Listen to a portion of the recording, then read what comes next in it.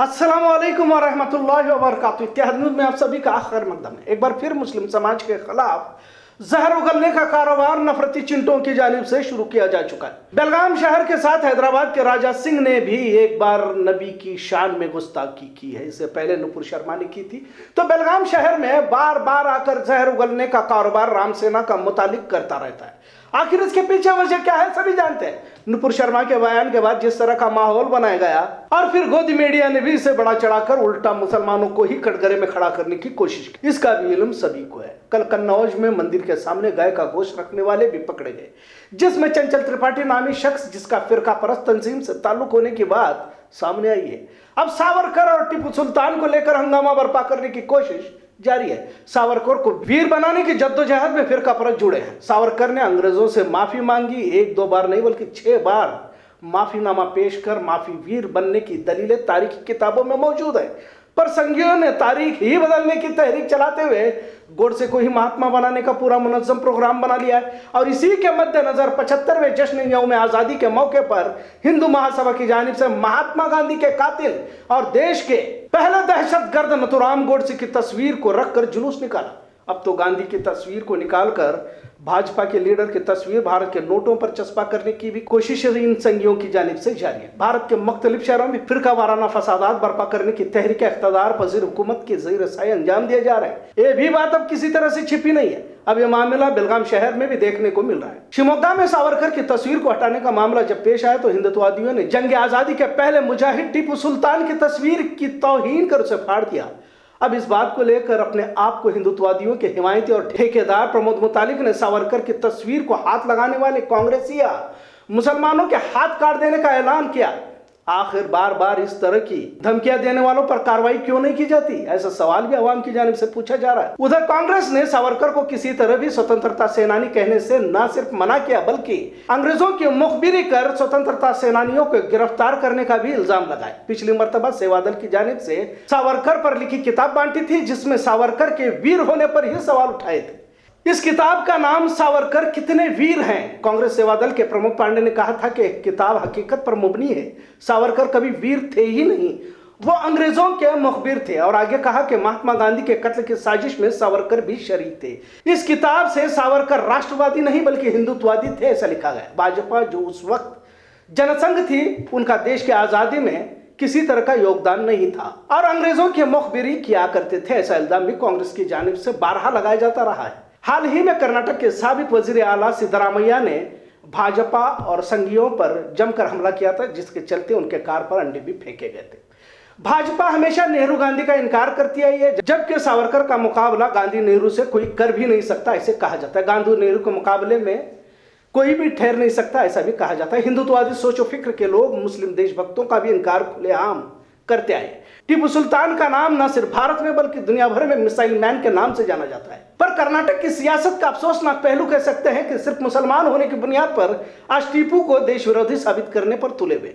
इससे भी अफसोसनाक बात यह है कि खुद मुसलमान भी अब टीपू सुल्तान की तस्वीर लगाने से गुरेज करते हुए देखा जा रहा है। एक ऐसा मुजाहिद जिसने इस मुल्क की खातिर न सिर्फ अपनी जान दे दी बल्कि अपने आल औलाद को भी दांव पर लगा दिया, उसे महज मुसलमान होने की बुनियाद पर भुलाने की कोशिश की जा रही है। और इस साजिश का हिस्सा जाने अनजाने में मुसलमान भी होते जा रहे हैं। खैर, अब जब मुस्लिम दुश्मनी और हिंदुत्ववाद के इर्द गिर्द ही भारत की सियासत तवाफ कर रही है तो सवाल ये उठता है कि क्या ऐसे लोग जो इस मुल्क के अमन को नुकसान पहुंचाने की कोशिश कर रहे हैं, इन पर कार्रवाई की जाएगी। आखिर प्रमोद मुतालिक को इजाजत क्यों दी जाती है जिससे शहर का माहौल आलूदा हो जाए। हैदराबाद का राजा सिंह नया हिंदू लीडर बनने की कोशिश में जो चाहे बयानबाजी एक समाज को लेकर करता रहता है। हासिल इत्तला के मुताबिक भाजपा से माजूल भी कर दिया गया है। खैर, आज जब सावरकर को लेकर मुसलमानों के हाथ काटने के बाद करने वाले मुतालिक थोड़ा तारीख के औराक भी पलटने की कोशिश करें, उन्हें मालूम है, लेकिन जब झूठ ही परोसने का काम किसी विचारधारा के तहत किया जाता है तो फिर क्या वो वक्त भी दूर नहीं जब इस देश में महात्मा बना दिए जाएंगे। वैसे तो गोडसे का महिमा मंडन जारी है, गोडसे जिंदाबाद के नारे लगाए जा रहे हैं। ये नया भारत है, गांव के नाम स्वतंत्रता सेनानियों के चेहरे मुखबिर देशभक्त बनते जा रहे हैं। खैर, वैसे तो सैकड़ों वाकये हैं, लेकिन हिंदू महासभा या फिर जनसंघ की तारीख का वाकया भी मुलाजा फरमाइए कि कैसे अंग्रेजों के दलाल बनकर क्रांतिवीरों को फांसी पर चढ़ाने वाले आज कहां हैं और इनकी शान क्या है। भगत सिंह के खिलाफ गवाही देने वाले जिन्हें अंग्रेजों ने गवाही देने पर बेशुमार दौलत दी, तो आज उनके वंशज यानी उनके खानदान के लोग शराब के कारखाने और स्कूल, जिनके स्कूलों में दाखिला लेने के लिए लंबी लंबी कतारें लगती है। भगत सिंह के खिलाफ गवाही देने वाले 2 अफराद कौन थे? जब दिल्ली में भगत सिंह पर अंग्रेजों की अदालत में असेंबली में बम फेंकने का मुकदमा चलाया जा रहा था, तो उनके साथी बटुकेश्वर दत्त के खिलाफ शोभा सिंह ने गवाही दी थी और दूसरा गवाह था शादीलाल। इन दोनों को वतन से की गई गद्दारी के लिए अंग्रेजों ने न सिर्फ सर के एजाज से नवाजा था, बल्कि और भी बहुत से इनामात भी इन्हें दिए गए थे। शोभा सिंह को दिल्ली में बेशुमार दौलत अंग्रेजों से मिली थी। आज कैनॉट प्लेस में सर शोभा सिंह स्कूल में कतार लगती है, बच्चों को दाखिला तक नहीं मिलता। शोभा सिंह शादीलाल पंजाब की हिंदू महासभा और संघ से जुड़े हुए थे। शादीलाल को बागपत के नजदीक बेशुमार दौलत और जमीन मिली थी। आज भी शामली में शादीलाल के खानदान के पास चीनी मिल और शराब के कारखाने हैं। सर शादीलाल और सर शोभा सिंह इस मुल्क के शहरियों की नजरों में हमेशा के लिए नफरत के हामी रहे हैं, पर अब जब इख्तिदार हासिल हुआ है तो मुल्क की सोच, अफराद, इनकी ज़हनियत और देश के लिए जान देने वाले और मुखबिरी करने वालों के किरदार भी बदलने लगे। जरूरत है जो भी देश विरोधी ताकतों पर कार्रवाई की जाए, पर क्या ये मुमकिन है? ऐसा शक भी अवाम के दिलों में पैवस्त होता जा रहा है। ये भी सच्चाई है। इत्तेहाद न्यूज़ देखने के लिए शुक्रिया। अल्लाह हाफिज।